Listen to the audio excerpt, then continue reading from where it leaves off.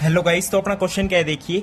If a complex number z lies in the interior और on the boundary of a circle जिसकी radius आपकी 3 units है and centre -4,0, तो greatest value of mod of z plus 1 आपको बताना है।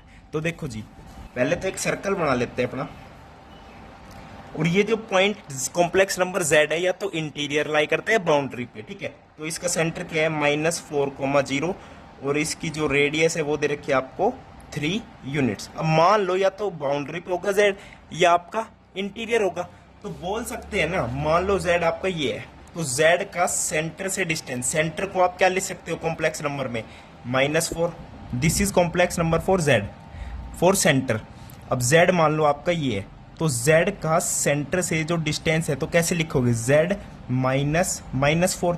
अब उसका मोड ले लो क्योंकि वो डिस्टेंस लेना है। अब वो डिस्टेंस मान लो बाउंड्री पे तो डिस्टेंस रेडियस के बराबर होगा, इंटीरियर है तो रेडियस से कम होगा। इट मींस इसको बोल सकते हो लेस देन इक्वल्स टू 3 ही होगा।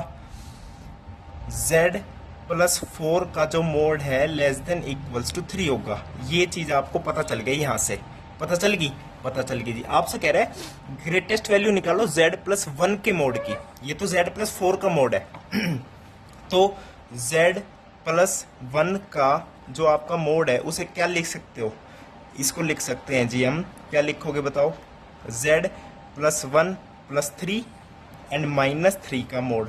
अब ये क्या बन गया, एक तो बन गया z प्लस 4 और -3 का मोड। अब z प्लस 4 का तो पता है आपको सिस्टम, तो z प्लस 4 के मोड को अलग कर लो, तो z प्लस 4 का मोड प्लस -3 का मोड।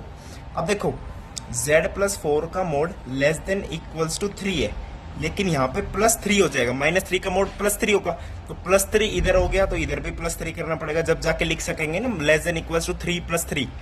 ठीक है जी, z प्लस 4 का मोड +3 का mod less than equals to 3 + 3 6। अब ये जो लेफ्ट हैंड साइड है, ये जो मैं सोल्व कर रहा हूँ किसके लिए कर रहा हूँ, स्टार्टिंग में तो z प्लस 1 का ही मोड था और हमें ग्रेटेस्ट वैल्यू बतानी है z प्लस 1 के मोड की, तो लेस देन इक्वल्स टू 6 है। इट मींस लार्जेस्ट वैल्यू कौन सी है, 6 है, यानी जो greatest value of z plus 1 का मोड है उसकी कितनी आ जाएगी, 6 आ जाएगी, यानी आपको यहाँ पे सेकेंड ऑप्शन करेक्ट हो जाएगा। थैंक यू, नमस्कार।